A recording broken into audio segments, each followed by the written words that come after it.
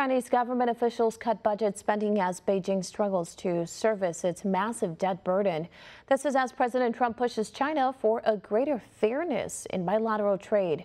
One America's Kristian Rouz has that report. China announces massive cuts to its budget spending in an attempt to curb its ballooning debt burden, which currently exceeds 300% of its GDP. This comes just over a week after President Trump's historic tour of Asia, which resulted in $300 billion in commercial deals, mainly with China, to benefit US companies. Over the past decade, China has significantly increased its borrowing in order to support domestic investment and spur slowing economic growth. The economy is dependent on policy stimulus, and with that comes higher leverage in the economy, in the corporate sector in particular, in state-owned enterprises, the public sector in general. And that leads us to think that combination of slower growth and higher debt poses some contingent liability risk for the government. In order to offset the risks of higher debt, China had to resort to currency manipulations to support its exports in manufactured goods. Weaker currency allowed China to take advantage of other nations, including the US, in international trade.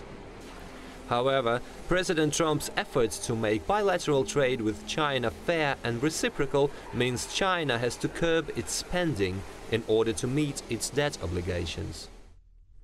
China's top planning economic body, the National Development and Reform Commission, said it will save China up to $8.5 billion by halting subway projects in 2 cities.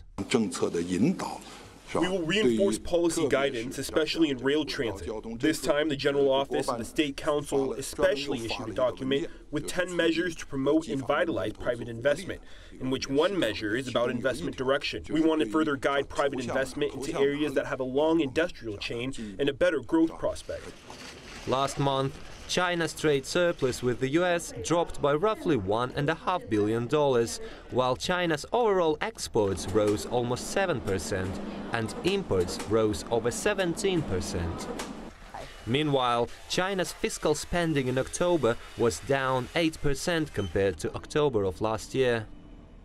This means China is no longer able to rely exclusively on foreign trade in order to offset the risks associated with its massive debt. I also had a very candid conversation with President Xi about the need to reduce our staggering trade deficit with China and for our trading relationship to be conducted on a truly fair and equitable basis. We can no longer tolerate unfair trading practices that steal American jobs, wealth, and intellectual property. The days of the United States being taken advantage of are over. Chinese policymakers are also weighing further cuts to budget spending. Subsequently, China's forced pivot to fair and reciprocal trade will result in its increasing reliance on domestic demand to drive economic expansion. Kristian Rouz, One American News.